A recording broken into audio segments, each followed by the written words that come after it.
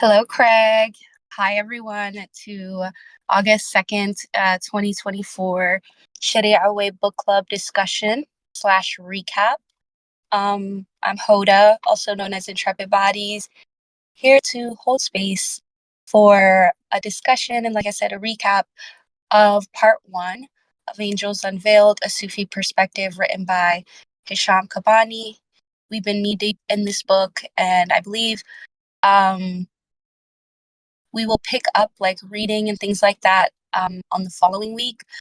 But today I wanted to first thank everyone who's here live. Sincerely thank y'all for, just adding to the container with your presence. And those of y'all who are listening asynchronously, like, thank you. And if you would like to join and support the Shit It Our Way, ways to join the membership space will be in the episode details below. And if you are not able to make a direct donation to the membership space, you can DM me, and I am at Intrepid Bodies on all social media sites at the moment, or you can email me at intrepidbodies@gmail.com to inquire how to join the membership space that's within the room. If you would also like to support the room and the room radio, the details on how to do so will also be and can also be found in the show notes of this episode. And same, if you are not quite ready to make an investment and would kind of like to sample and see what the Broom Discord server is all about and what it means to get like episodes sent straight to your email address, please just email me or reach out to me directly on social media. So now that introductions are out of the way, there were a couple of things that folks and I were talking about before I pressed record to start this container. And we were essentially sharing reflections of moments in part one of Angels Unveiled that stood out to us. I also want to read a question from a tender in the broom named Adam, who is also a walker in the Sharia way. And I felt like the question was like one of those comprehensive, like thematic questions that helped us, or like it helped me at least, like helped me think about this text as a whole before we move on to part two. So I'm going to read what Adam said. Adam says, what came up was something like, has this perspective in part one of Angels Unveiled of the role of angels in the times of creation and the prophets shifted the way you understand the relationship between God, the angels, and humanity? And if so, how? Which I thought was a really poignant question. I said a couple of things before I started this recording, but I want to take a step back and pose the question to folks who are here live to see if anything comes up for y'all regarding how your perspective has either changed or been added to as we've kind of read through and discussed part one of this text. And you can definitely unmute or type in the chat. But yeah, I would love to hear from y'all.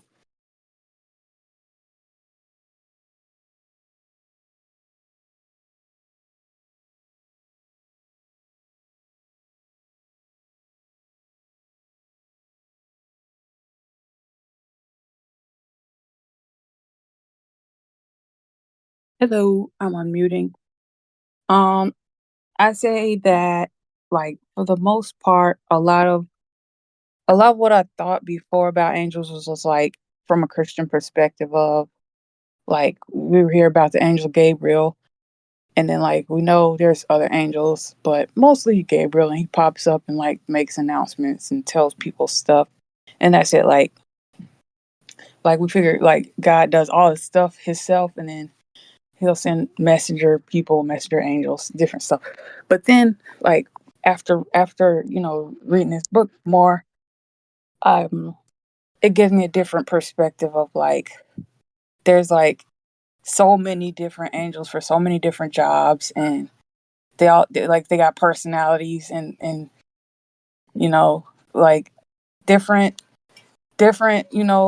people have like specific angels assigned to them and stuff, and there's like a bajillion angels in one spot, like lined up to do like just protect people, and then like a bajillion of them just like posted up in heaven, like waiting to do something, some job that I don't know.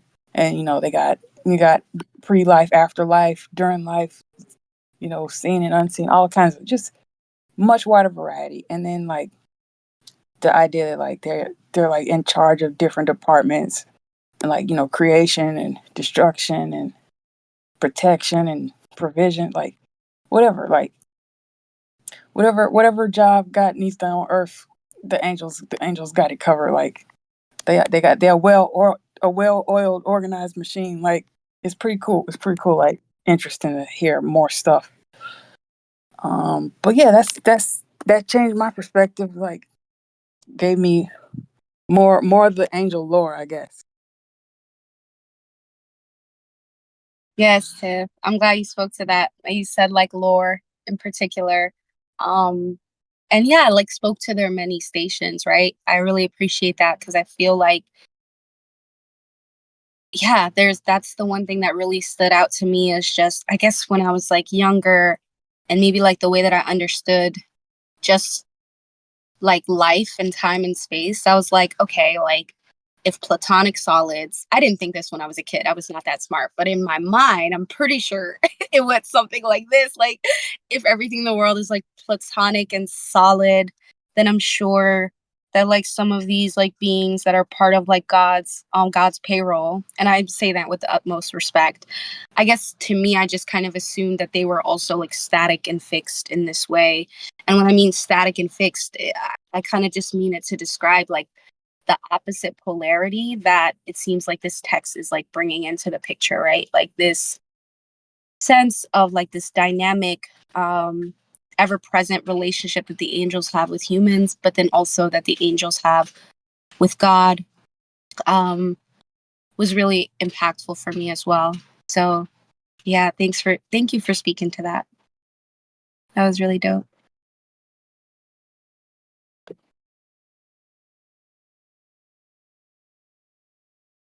Mm. I'm going to read what Nobu said in the chat.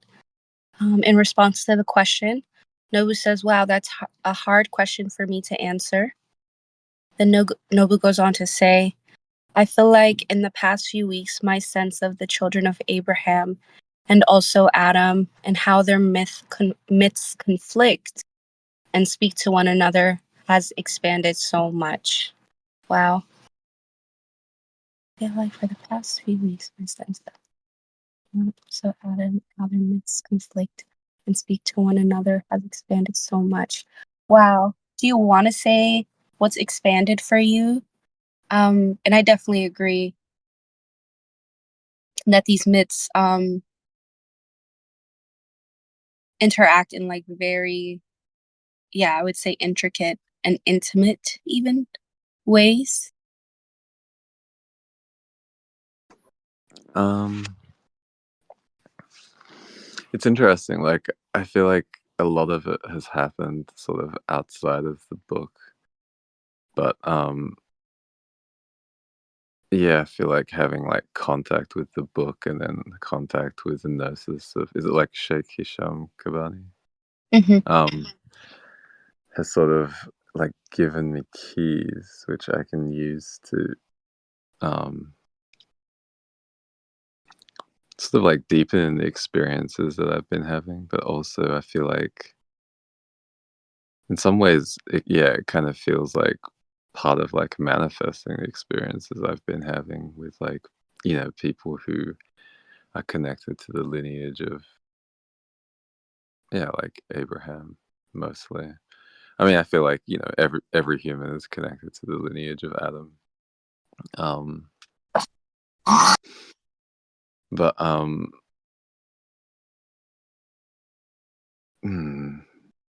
think I've been finding out about more. I've been finding out more about the connections between my lineage and like Christianity, like matrilineally, and also like the way that Christianity spread into the East in the last few days as well.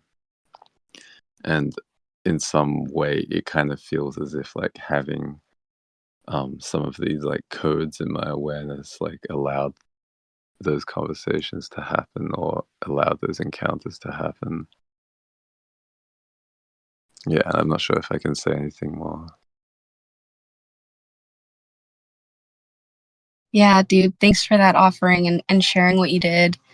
And it brings up like another element to this of potential like weaving. And I also appreciate that you spoke to how this text is like sort of supporting you in the unseen is kind of what I'm hearing. With sort of turning these locks and like using the keys and the codes that you have from the text, which is like super interesting because I guess for me the text was like, I don't know. I don't know. I can't even say I had expectations. I didn't. I just was like, this is a cool text. I've seen it before. I love the cover. Let's get into it. And no, I'll be honest, actually, like I think it was another member of the Sharia Way who spoke to where she learned about this text from, which I won't say her name now, but I also learned about it in the same place too. Like I remember it being presented in Miriam Hasna's New Earth Mystery School back of house community, back of house book club, but it wasn't a text that we read. Um, and I never read it at that time either, but I just kind of also feel like it's done similar things for me as well. And I'm kind of curious if it's supported anyone in that way as well, like with lineage weaving things, and maybe like help you understand how to like situate yourself in like an Abrahamic world. I don't know why I said it like that, but I'm curious if anyone else has had similar or like adjacently similar experiences as well. And if not, that's totally fine. I just kind of want to, I was just like, oh yeah, there's an ancestral piece that we can talk about too.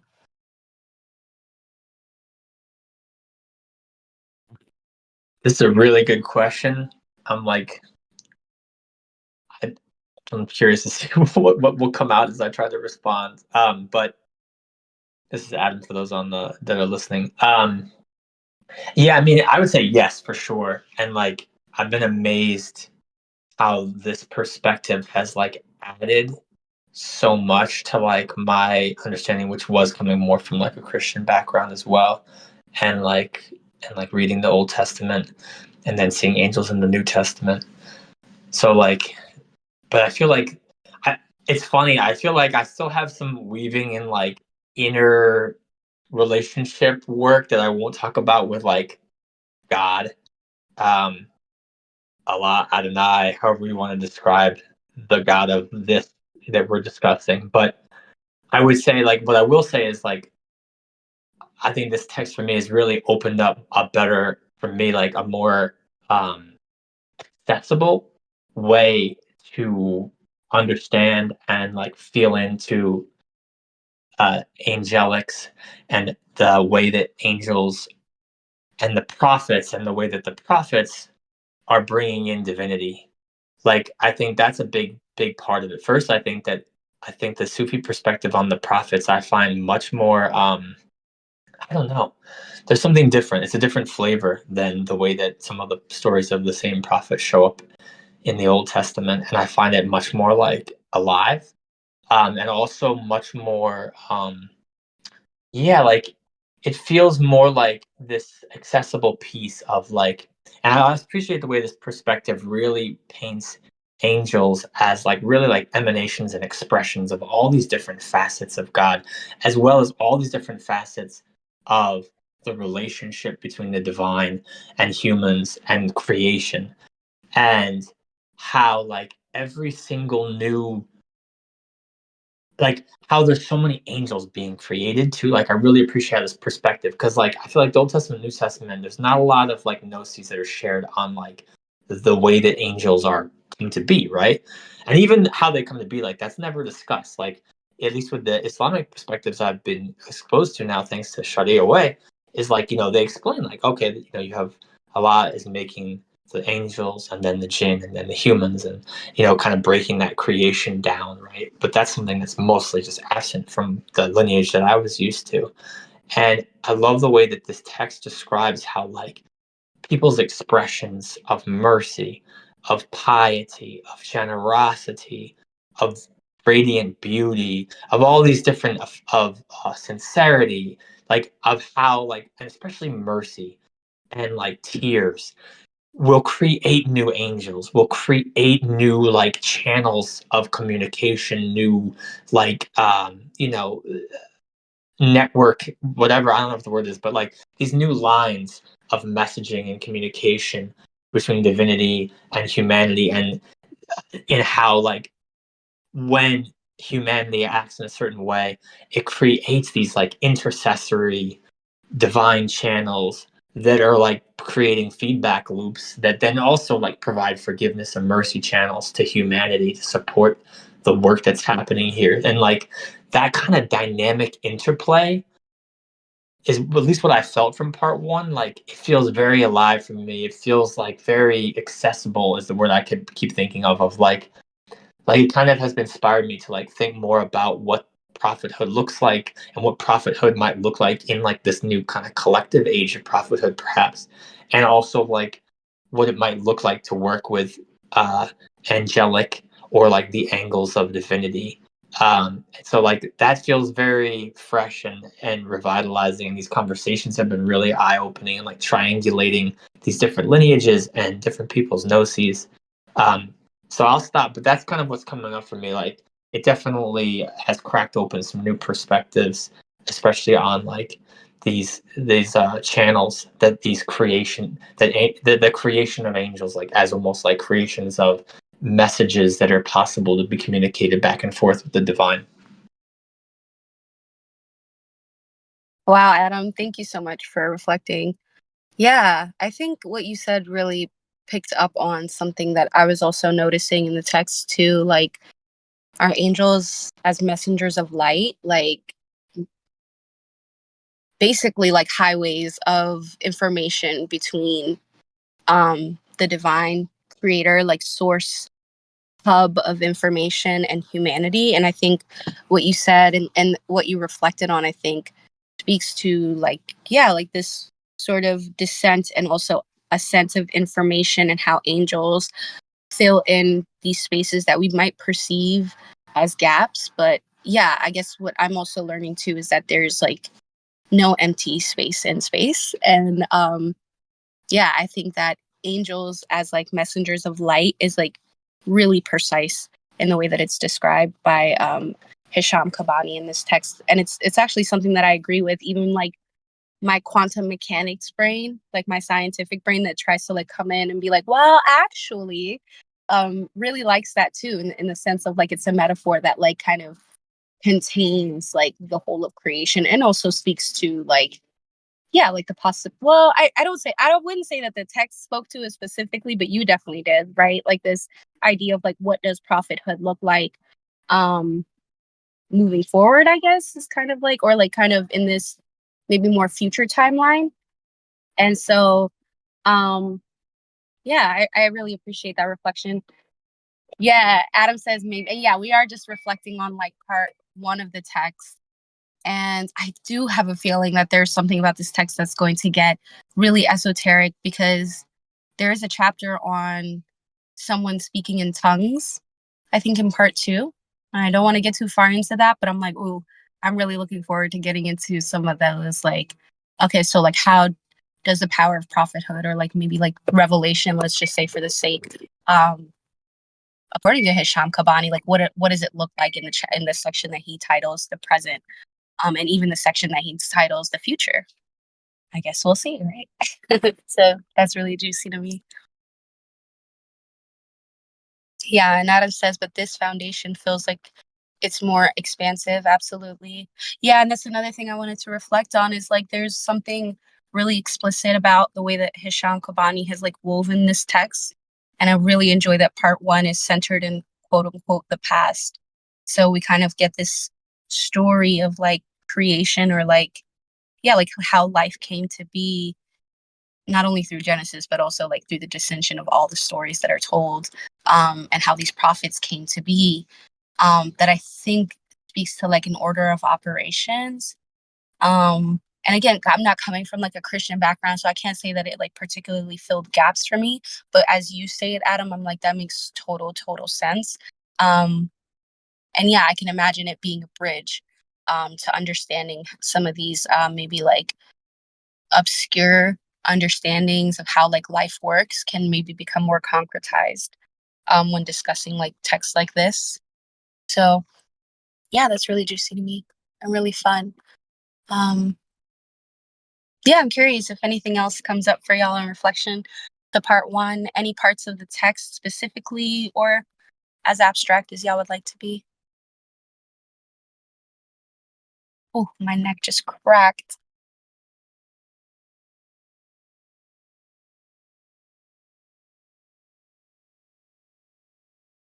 Nobu says, I've been getting gnosis about the connection between humans and God via neuroanatomy. You, yes? Do you want to share more on, in neurophysiology? Yeah, I'd love to hold space for that. Yeah, I've mostly been like trying to figure out like my own sort of setup when it comes to like motor control. Because often like my self-concept wants to do something and I can't move my body to do it anymore. And then often like my body, or like what I call like my body, like it feels like it wants to do something. And then I can't not do it. And like, I've been looking at like motor planning and like how people tend to think this stuff works in the brain.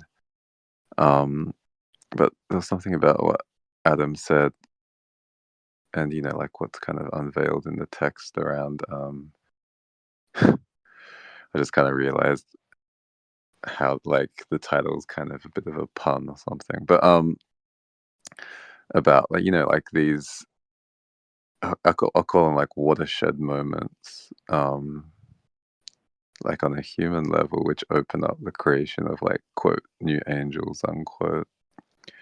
And what I was referring to as the pun is sort of like the way I've been thinking about the title relates to it's like there are all these stories about angels, and we're going to show you something about these stories that you didn't know before. But then how I'm thinking about it in this like second light now is like how like the angels already exist, so to speak. But the text is in some sense a discussion of how those angels are almost like activated. And like I think in the text they talk about the angels being born or created, but the way I'm kind of thinking about them and how it relates to neurophysiology is how I think like when you said like your neck cracked a little bit, right? It's like what I feel like is happening in the body is like awareness is like running through the body between all of the constituent elements of the body in a way that causes them to change their relation to each other on a nervous system level. So like all of the nerves that connect those parts of the body may have been kind of like raveled in a way, which meant that awareness couldn't flow through them in an organized fashion.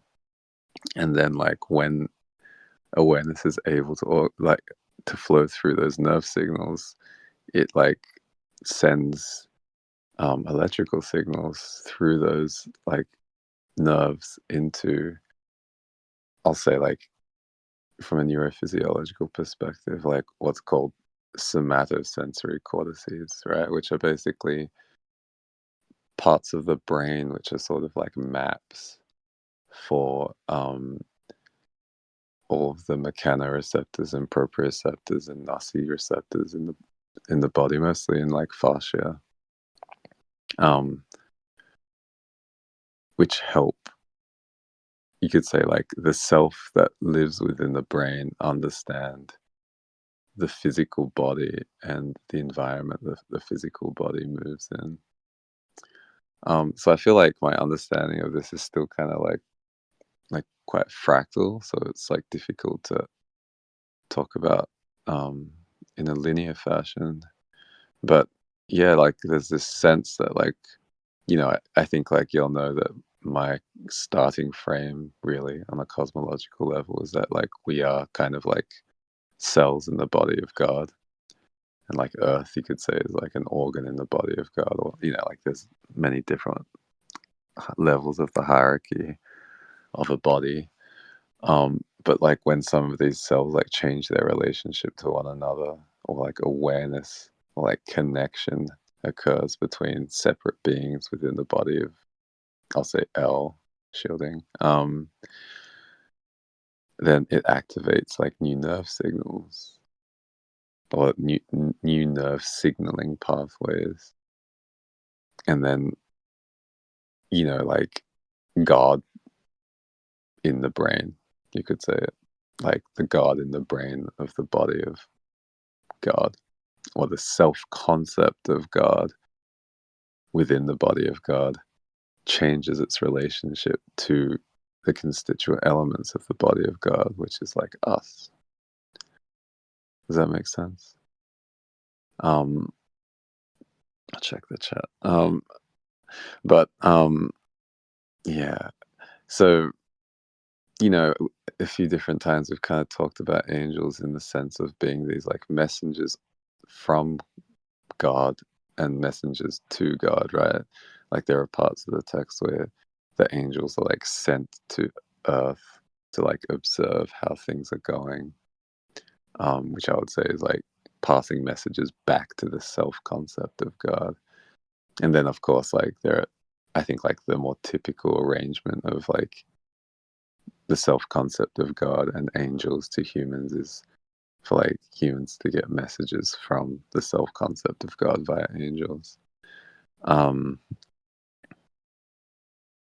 But yeah, I feel like there's this way that when these things happen, which lead to like watershed moments or like changes in the way that separate bodies within the body of God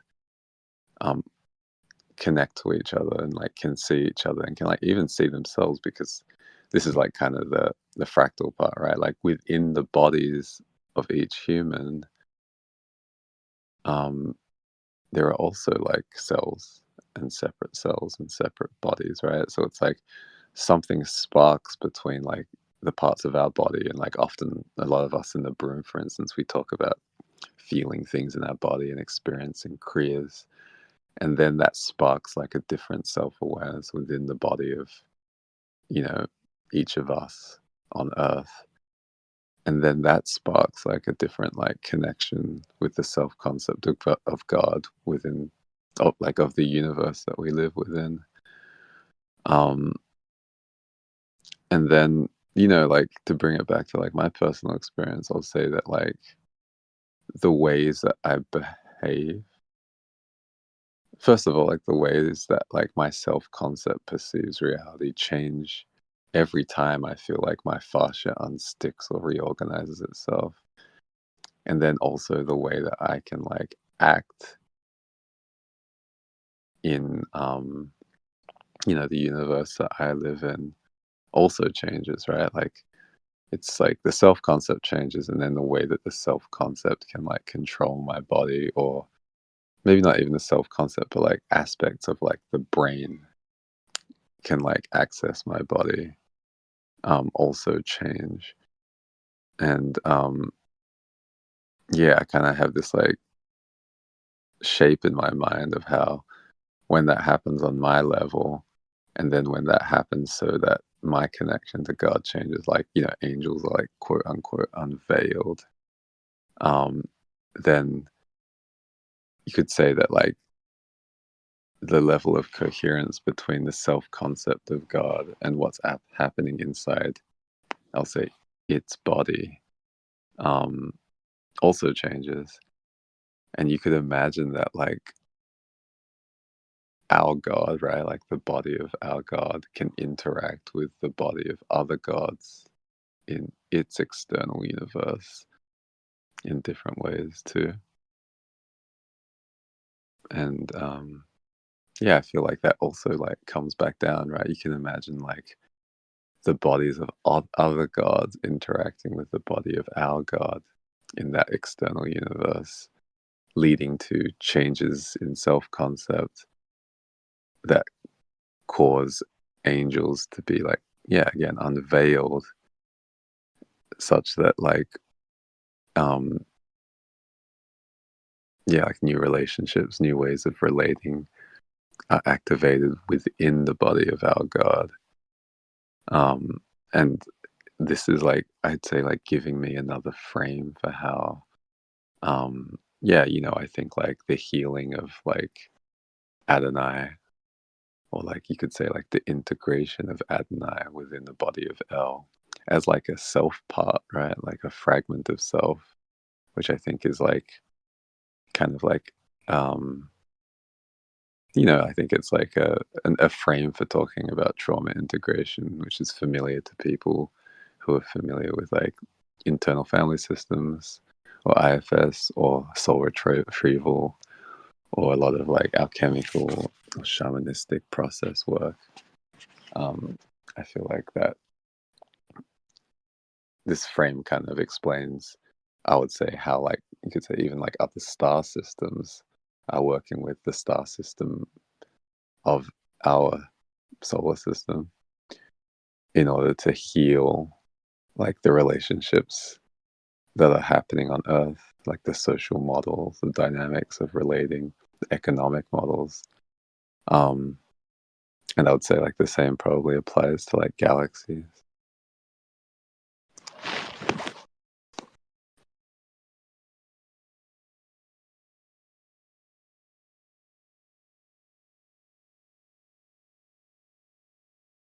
Thanks so much, Nobu, for kind of like reoffering that framework, and also I would say like reinvigorating it, and also like braiding it into other like wisdom paths that I think people who work on a trauma integration level like are probably like super familiar with, and also like the neuropathology part of it. I think your example also in your read of why my neck cracked was pretty spot on, so shout out to you for that.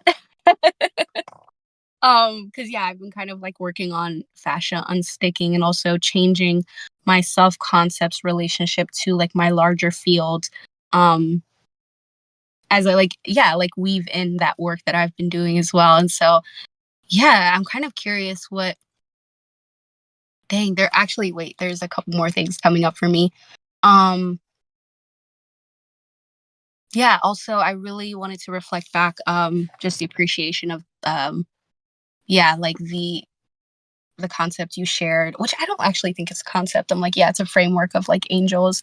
Also, the play on the title, I think, is like really profound. Like, I think it occurred for me like at, at maybe like week 2 of this book club, but then I of course forgot about it.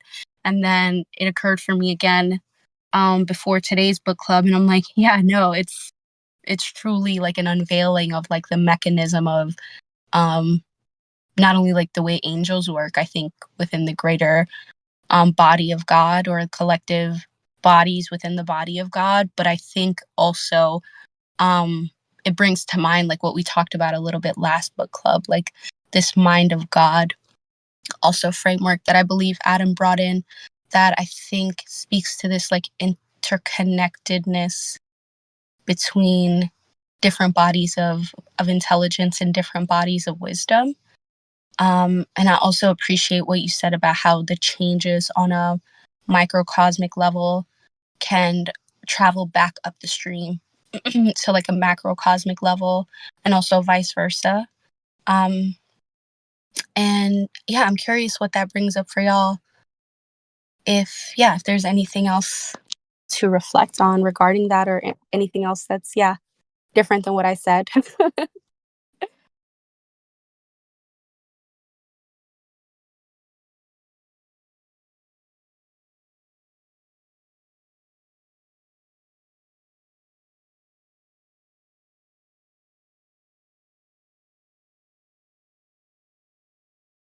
Oh, wow, yeah.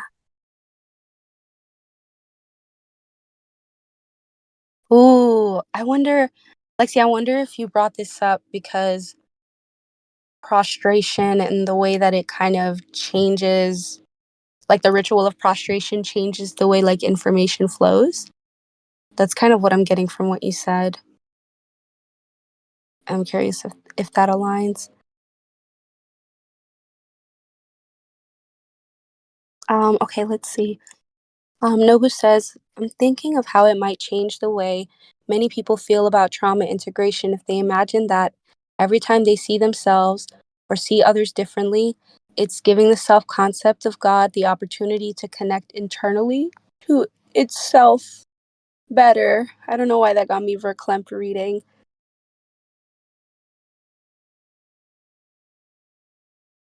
And then Nobu adds to that, I'm going to read this before I get to what Adam said.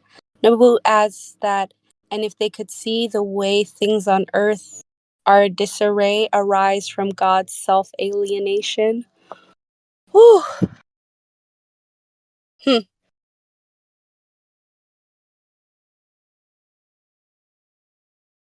Wow. I wonder if y'all agree, if like it has you thinking about reimagining yourself or participating in the act of like rebirth, right? Which a lot of people talk about. I think it's a rich pop spirituality term, rebirth that is. But I'm curious, yeah, if y'all can sense into maybe a connection or have ever felt a connection between the work of like either gaining a new perspective about yourself or something else and how that changes your perception of yourself and the environment of cells that you're in. Um, oh gosh, I want to read what Adam said too. Adam says, definitely felt connected to some of the mind of God stuff. Yeah, definitely. To me too. It also made me think of this passage in chapter 1. It says, quote, the perfection of human beings, therefore, depends on the capacity to annihilate the human soul in the crucible of the angels. The conclusion of this process is described in the Quranic verse, O soul in complete rest and satisfaction, return unto your Lord, accepted and accepting. Enter you among my servants angels, and enter you my garden. Quran 89, verses 27 through 30. And to that point, Adam, I really appreciate you noticing that part of the text because do you remember how I was saying that I actually wanted to read another text instead of this one, but I couldn't find it? Yes. Okay. So the reason why I bring that up is the Quranic verse that you speak of, O soul in complete rest and satisfaction.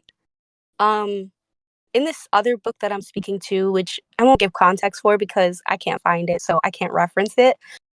But there's actually an entire chapter of this text that's dedicated to the spiritual station of what this Quranic verse speaks of, which is the soul at rest. And it's called Nafs al-Mutmana.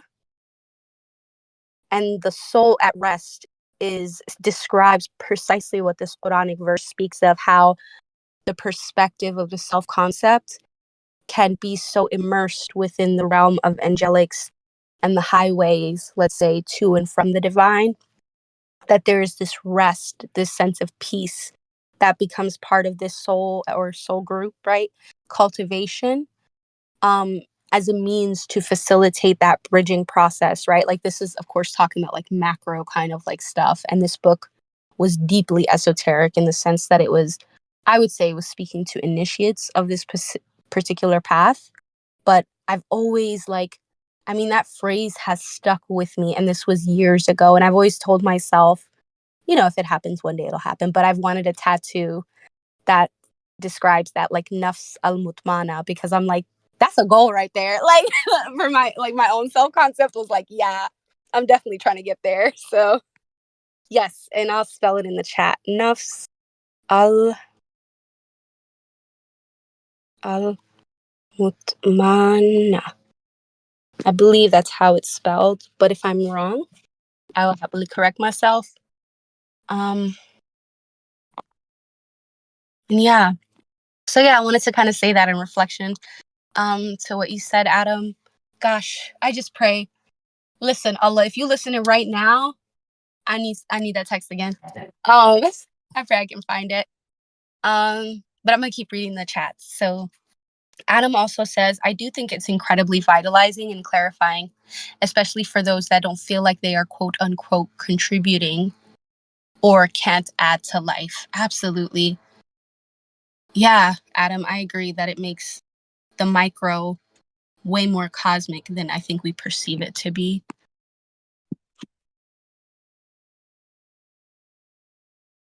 Wow. Oh, I'm going to read this, Lexi. I hope that that's okay. Lexi said, I think that aligns regarding information rerouting. And that was my comment to Lexi's comment about how prostration helped her get rid of. Let me make sure I'm quoting this correctly.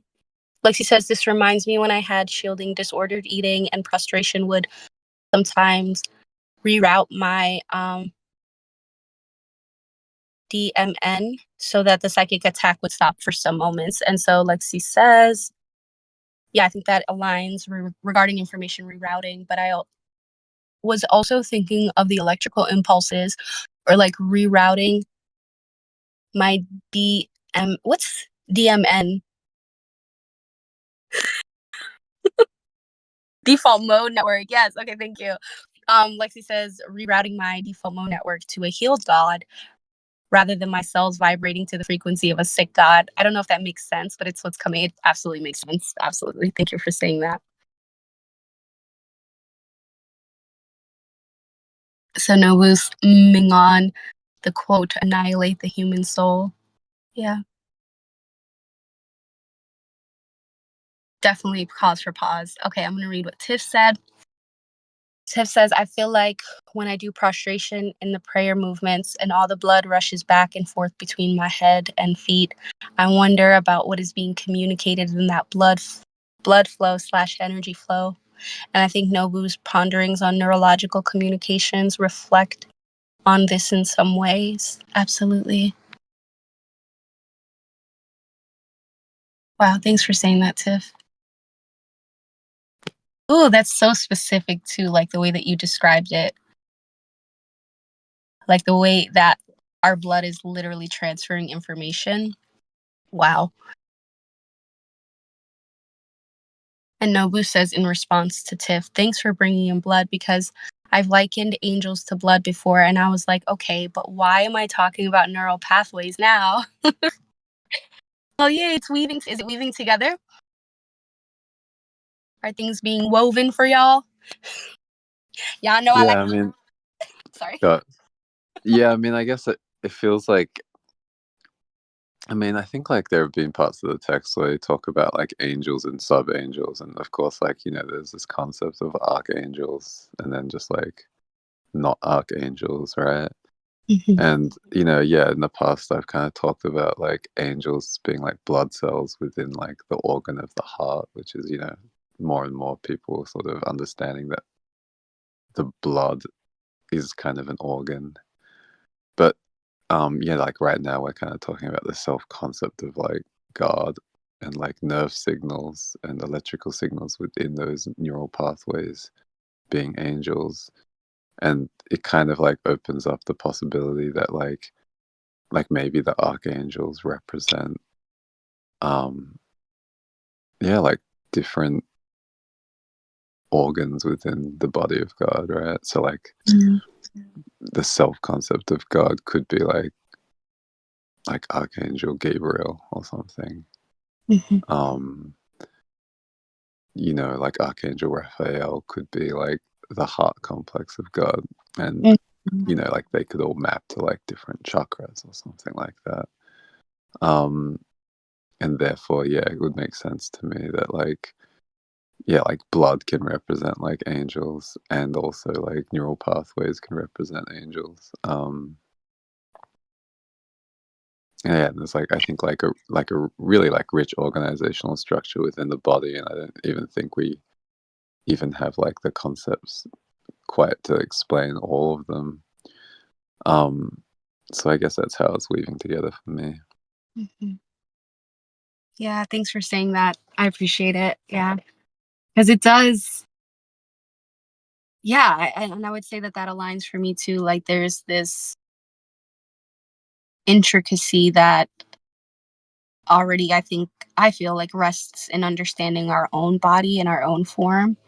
And not to say that this framework complicates it. I actually think it like enriches it and also creates like kind of portals of openings for people also like who aren't maybe into chakras, and who connect with, like, let's say Archangel Michael, and I think that that's those like names are like access points as well, I think, to um yeah, these highways. I don't know why that metaphor is really sticking right now, but these highways of information. Just says it's unbelievable how many connections are being made. Ashe.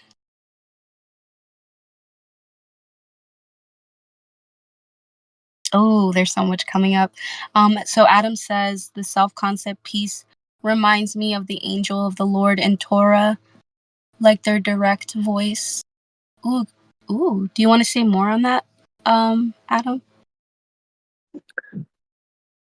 It was just a piece that Noble was speaking about, like, maybe the self concept as like Archangel Gabriel. Like, I think that makes sense to think of some archangels as like high up on the hierarchy of this sort of self concept, the part that speaks to what it perceives as outside itself or as part of itself, trying to direct. And it made me think of the way in the Old Testament, it's just like Malak Yahweh, like, the angel of the Lord is like the sort of designation in there that's sort of like basically God speaking, but it still doesn't, usually translated as like God said this.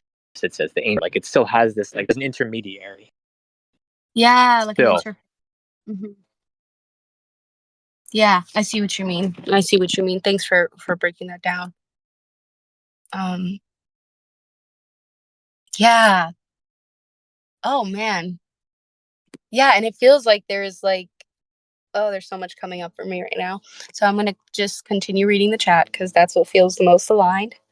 So earlier Nobu wrote, it's so interesting because, quote, human soul, I feel like can get mixed up with what God was saying to the angels at Adam's birth.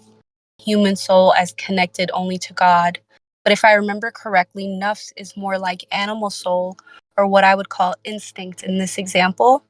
And so nafs al-mutmana feels like it relates to what I've heard Christians call, quote, purging the desires of the flesh. Yes, absolutely. Yeah. Like on a more corporeal soul level.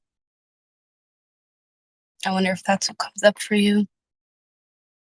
Nobu also adds, I also wonder, oh, hey. Yeah, I was gonna say like what you mentioned regarding corporeal soul. It's like, yeah, I think like what comes up for me is like when we talk about healing ancestral karma, right? It's like ancestral trauma usually gets wired to these behavioral patterns, which you could say like become part of our corporeal soul. And so, yeah, I think in the context of the quote that Adam shared and that y'all were talking about regarding like the quote annihilate the human soul in the crucible of the angels, unquote. It really speaks to me of this like transmutation of ancestral karma. Mhm. Absolutely. Like Yeah. not to like like annihilate is an interesting word because like I don't think of it as like like some of these behaviors they just kind of get wired so hard that we like can't stop ourselves from doing them. But I don't think we necessarily need to stop doing them all the time. It's like we don't learn we don't stop knowing how to like wipe our own butts, right? But like maybe we find ourselves like, you know, playing around with our underwear less often because I feel, like people have these tics, right? Yeah. Like when they start to get nervous, like maybe like they, like adjust their underwear a little bit or something like that. And I feel it's like it comes from this sort of like wiring of like behaviors to triggers, which like relate to trauma. So like this like annihilation process or like, I think yeah, like this process of like transmutation, or what Christians call purging the desires of the flesh, so that we can be like more connected to God. Doesn't quite feel like annihilation to me. Mm-hmm. What word? Sorry, what were you gonna say before I started? No, I think I was literally like just joking, but I'm curious, what word would you or anyone choose instead of annihilate? Transmute or like refine? like, yeah, like people say refining. I think if you were to put a term like transmute in scripture, it would seem kind of weird. But like refining feels like it fits the tone of scripture. Mm-hmm. Totally.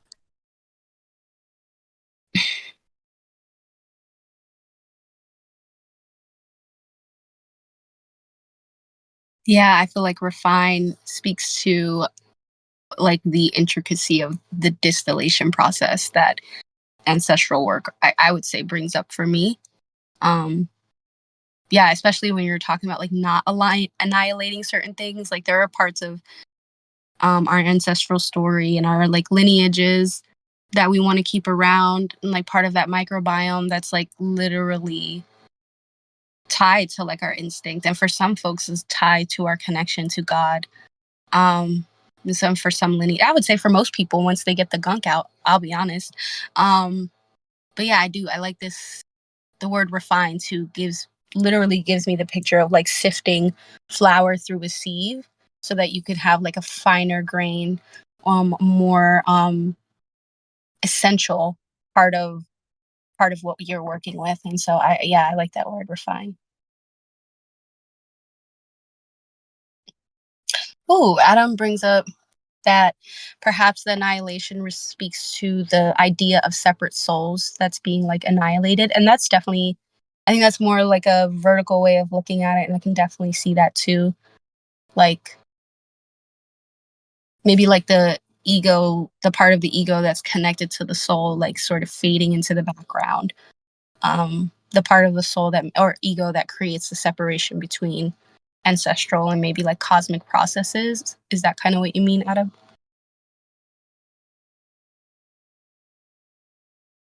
Adam says yes. Cool beans. Tiff says, I say give it a job instead of annihilation. Ooh, like a guard dog or a mule. Put a girdle on it and let's ride. Wow. Yeah, Tiff. Like giving that part of, like even our ancestors, like sometimes I will like metaphorically put my ancestors to work. I'm like, since y'all want to take up so much space, respectfully said, I'm like, yeah, I like this idea of giving it a job instead of annihilating it. I'm curious if you want to say more about that or like what that looks like for you. Yeah, I think that it's if the I know I like back in the day when I was first learning about like all kinds of metaphysical stuff, there was the whole, kill your ego type vibes going around. And it was I kind of like just thought about it in the sense of like your ego keeps you alive in the sense like that's your animal self, that's your instinct. Like you get dropped off on earth and it's a crazy time down here. You gotta sometimes just go with the flow. But like at some point, you start like you said, refining yourself, or you kind of, you don't have to like get rid of it because it had a purpose, and so like you can give it a different kind of purpose. And like a lot of times, like I feel like the ego or the nafs, or like it's just kind of bored and causing a ruckus because it can. So if you like give it something to do, like I don't know specifics right now, but I do it sometimes, like, just parts of myself that I would normally try to change. I just find a different purpose for it. So it's like it's fulfilling. It feels fulfilled instead of just like causing problems in my everyday life because anxiety or something.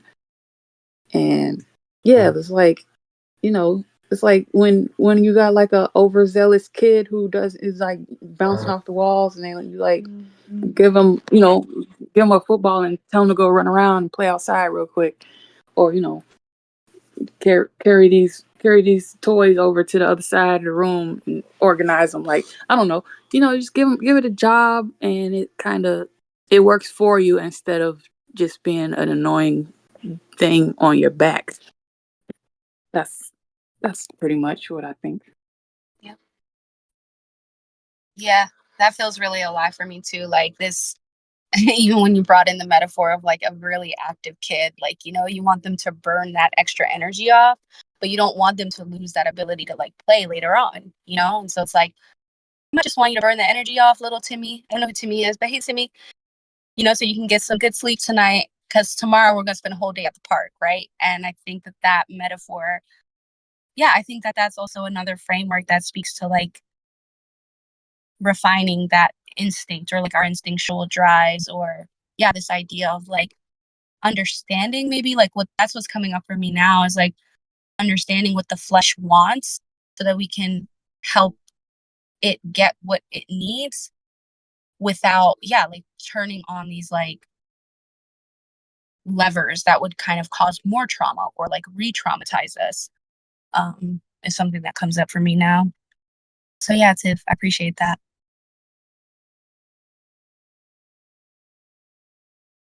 Yeah. And Nobu says totally like annihilating sexual desire because it's quote unquote animal seems counterproductive and counter reproductive, for example. Maybe just use it better. Yeah, totally. Which is, I think, why, yeah, like what you said about the word refinement fits here more than annihilation, because like annihilation just, of course, it feels violent, but it also speaks to like wiping something out, I feel. And I think that that's, yeah, I don't think that that's, I mean, at least that's not what I'm getting at, and I don't think that's what any of us are getting at. So, yes, and Adam says here that something like annihilating like sexual desire response to Nobu's example, Adam says, seems to me the repression would delay karmic release. Adam also says, yes, Tiff, turning into a disharmonious expression or projected guilt thrown on others. And Adam also says the experience of it can feel like a crucible, that's for sure. Mm-hmm. I knew that was going to come up again. Nobu says it's also interesting to me how annihilation aligns with Gabriel's role as the archangel of extinction. Let's talk about it again. What is Gabriel annihilating?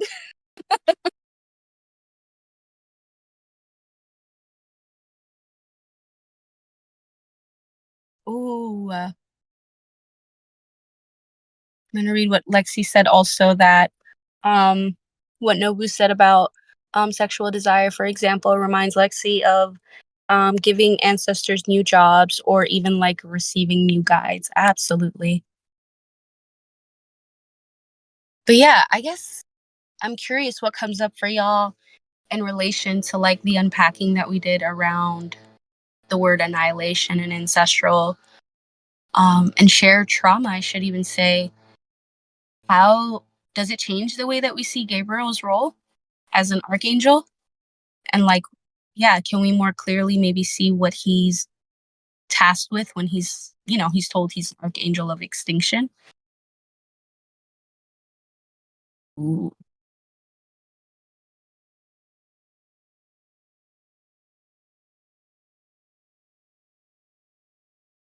Oh, Adam says he's extincting psychofauna and parasites in the mind and body of God? Question mark? Hmm. Hmm. Hmm.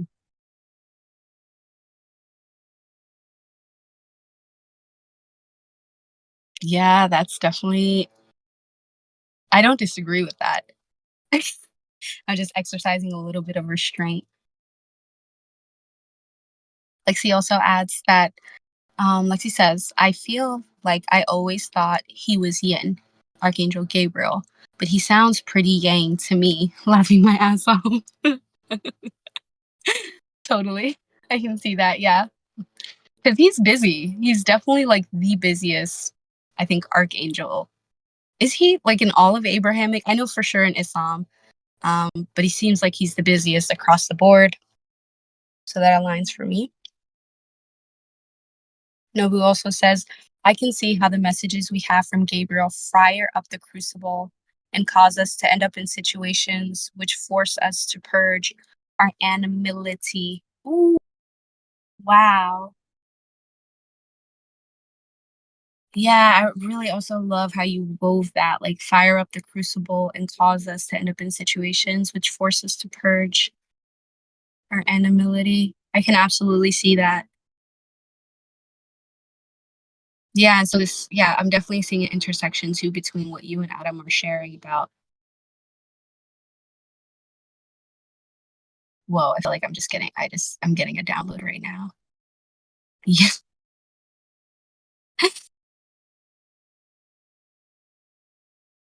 interesting. Hmm. Okay, I'll put a pin in what I just got as a download, but I definitely see the intersection between what you and Adam were saying, Nobu.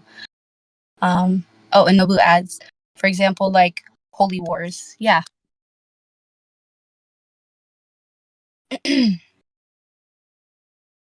Yeah. Oh gosh. And I feel like that's a poignant example, especially considering the temperature of the world stage right now. Um, and yeah, I absolutely agree.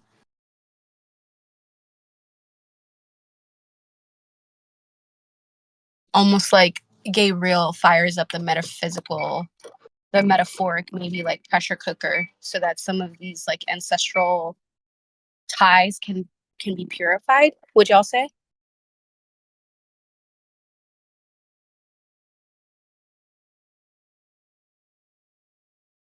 Tiff says, yeah. Yeah, Nobu says, yeah, that feels accurate. Yeah,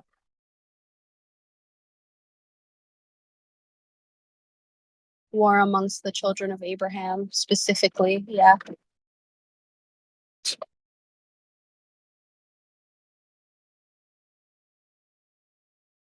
Yeah, and I think particularly, especially when we like look at current time, like because of course this text gives like a very beautiful esoteric rendition, of the ties that bind these lineages, but I think in current time we can clearly see that other people, or like the majority of folks are struggling to see these connective tissues, and that, yeah, I would even say I'm not going to say what Gabriel's doing right now, but I do feel like some of this can be seen in the current like world arena, and we can see how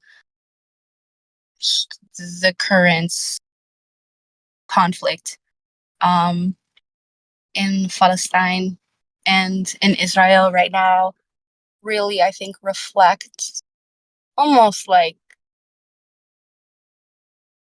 so poignantly how yeah, these wars between the children of Abraham are like perpetuated through time, and also need to, I would even say, is like part of the ancestral karma that is to be like ripened in current time and refined through like each person's vessel. But it's really like, really also, I can feel the parts of me that are like struggling to say that because of how many people are suffering as a result of these holy wars. Um, it's really fucked up. It really is. And yeah, I'm curious what comes up for y'all. Mm. You want to say more about that? Nobu asks, TBH, I'm like, does the covenant struck between God and Abraham scale? Is it sustainable? Hmm. Yeah, I don't feel like it is.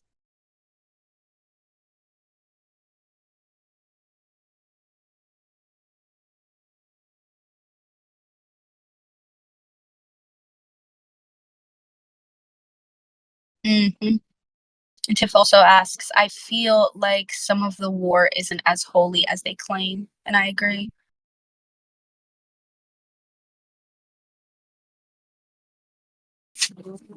I guess like I can kind of see how, I mean, you know, in the Broom we talk a lot about like what does it mean to like receive gnosis, and like how does gnosis get like distorted, right? Um and you know, like kind of weaving this into like the larger sort of narrative around like Gabriel is firing up the crucible so that we can like refine the nafs. I kind of wonder, and like this is super spicy, but like, yeah, like I've seen myself how I can get messages and then the messages are distorted based on like the karma that I have yet to resolve. And I wonder if it's like even possible, or if people can like even receive it as possible, that what Abraham heard about the covenant or the pact that was struck between him and God came through the distortion of his nafs, right? Like I imagine that, you know, like we all have like scarcity wounds, and I would say in my experience, like not having money, like not having somewhere to sleep, not having like a restroom to use, causes me to become more frantic, become more graspy, become more acquisitive. And I would imagine, yeah, like that if somebody came from like a background of having been like in the like resource struggles, or um, experiences of like resource scarcity, then they may hear the self concept of God in a way that causes them um, to believe that God's telling them that they have this like right to accumulate resources and like settle lands and like, you know, reproduce like widely and have all of one's children be like um wealthy and abundant. But yeah, like I'm saying, it's like I don't know if like the exact pact that like Abraham struck up with God is scalable for everybody, right? So I feel like it kind of makes sense to me that like if like some people feel like this is their destiny, then other people end up going without and like not necessarily being able to live with such abundance.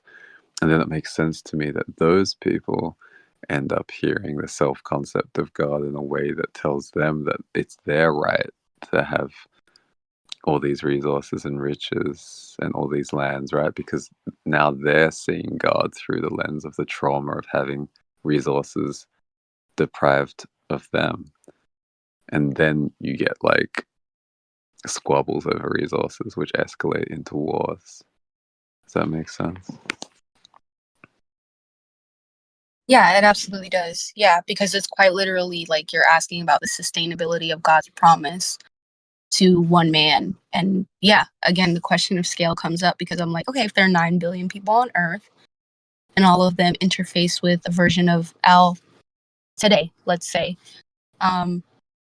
would they get that same, you know, like is the message that they get that they're going to be distorted through their own karma? I do think so. And I think the possibility of Abraham receiving this message, and you know, again, his endowments and allotments being so effulgently transmitted to him, I think is also a reflection of the ego that stands in between the transmission and the reality that that transmission is trying to get that being to start creating in or participating in. And so, yeah, I love that question because I think it also, for me, it grounds the reality of like this holy war being under the umbrella of this promise. And like for me as somebody who like is growing up in the tutelage of a child of Abraham, I'm kind of like, okay, like seeing why also and understanding like literally in this moment why certain parts of my path have like diverged from being under the refuge of that particular promise because there's like also a part of my instinctual self that's like that's not scalable, and I'm curious if that's yeah. if that comes up for y'all. Yeah, definitely. And I think again, I think using words like instinct and like nas and like like all these different terms which relate to like subtle anatomy or like metaphysical concepts is like difficult. But yeah, I think I can kind of see how in my own experience also like I've been led to find like joy and like connection with, I'll say, like different vaster beings um through experiences which kind of like the opposite of like material accumulation and like resource abundance. Mm.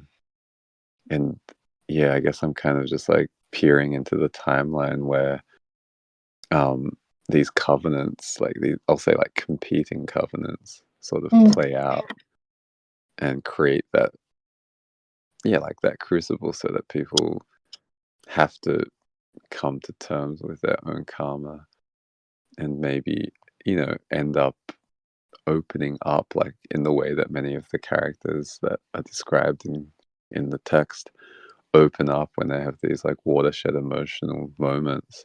Mhm. Maybe then they can kind of open up to like different angels who have different messages about Ashe. what the will of God is, and maybe the will of God itself changes through those experiences too. Ashe. Absolutely. Beautifully said, honestly. Yeah. Like, and sincerely, I'm like, inshallah, because I think that, yeah, like this offering of the will of God changing as people open up and have moments. I love also the watershed, the phrase watershed in this example, because I'm literally seeing like a ripple of capillaries open up along somebody's heart space as you say watershed, and I'm like, oh, that's so visceral. So I really appreciate that, and I'll say inshallah again that happens for folks.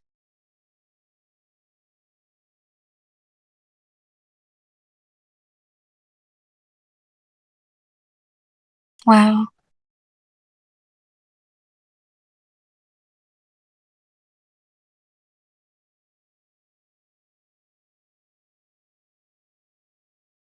I am curious. I want to know how y'all are feeling. Um, Curious if there's anything else coming up for anyone.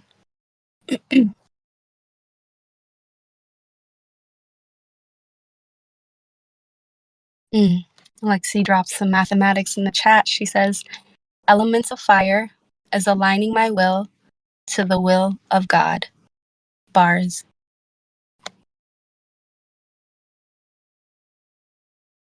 Ashe.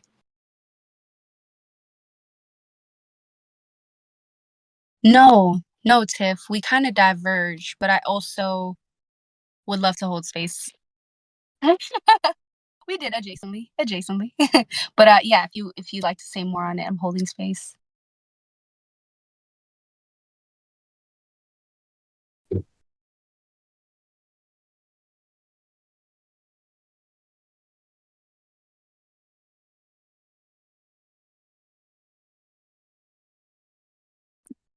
Um, I, I, I kind of, I don't have too much to say about it. I guess what I found interesting was like I guess what I connected with was like how like he was like the like Muhammad. He was like the VIP, Mm. and it was like everywhere he went, like yeah, like everything was so spectacular to like see and experience along his journey, and it's like extensive and but like the idea that like everywhere he went, everybody they were like, everybody's waiting to see Muhammad, like the angels in each heaven and like the different prophets and like it was like the VIP, like that was pretty interesting to me because like usually um I guess it's like, there's like a hierarchy and power dynamic maybe or just like, a order of a chain of command, maybe not command really, but like it seemed like a lot of times, the angels just like up there with God, like on that level, and they can come back and forth because they got it like that. And like humans are just down here, and God's up there, and the angels get to go between. They're like the neurons, the messengers.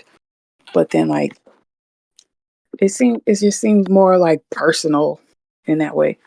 So then I can kind of make the parallels in myself of like different levels within myself, and like where my body's working out, like if I got blood vessels, and blood, what is it called, blood cells, and like carrying information from my feet and then moving up to like different levels, like up to my head, and they're like passing information around, like, oh yeah, she hurt her foot, let's send her some pain receptors thingies, or like it's whatever. It's like very very personalized.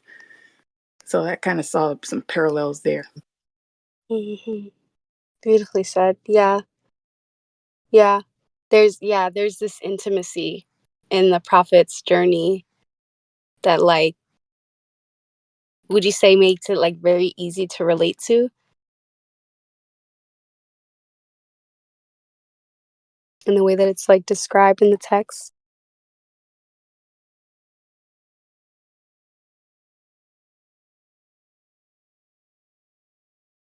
Yeah. I guess I asked that because I'm like, I forgot what episode it was. Was it maybe the first or second book club episode? I don't think you were there, Tiff, just for reference.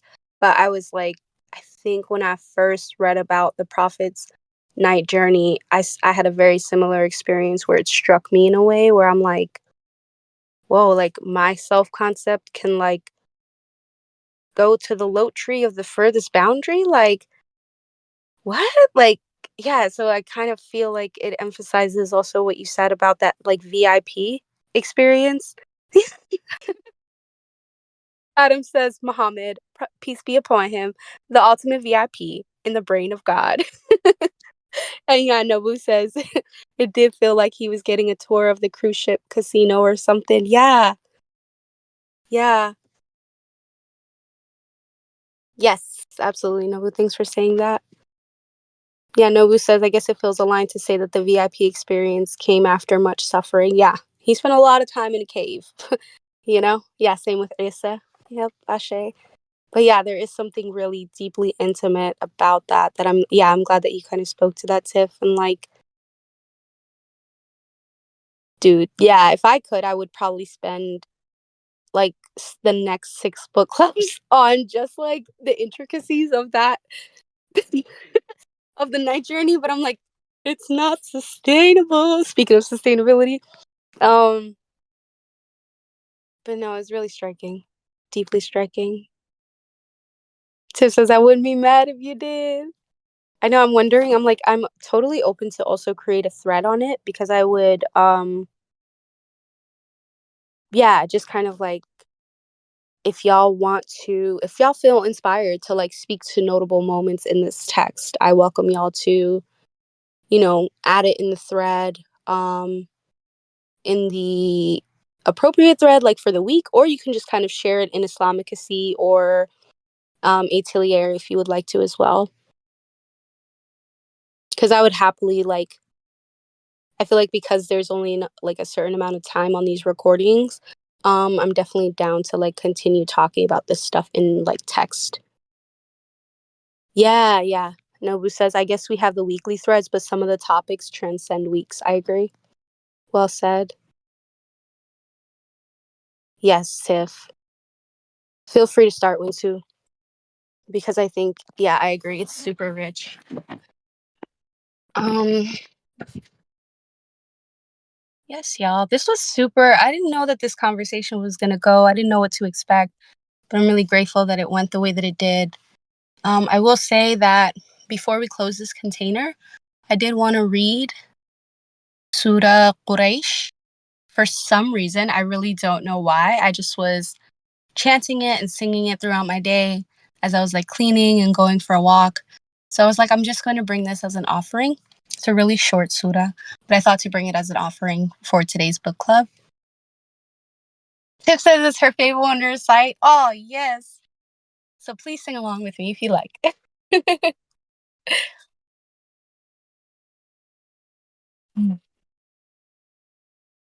أعوذ بالله من الشيطان الرجيم.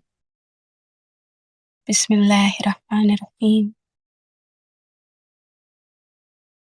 لإيلاف قريش إيلافهم رحلة الشتاء والصيف فليعبدوا رب هذا البيت الذي أطعمهم من جوع وآمنهم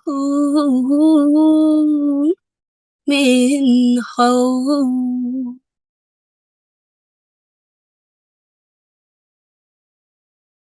Thank you all again for tuning into this book club. And next book club will take place Friday, August 9th at 7 p.m. Louisiana time. And I look forward to seeing you all there. Take care and peace.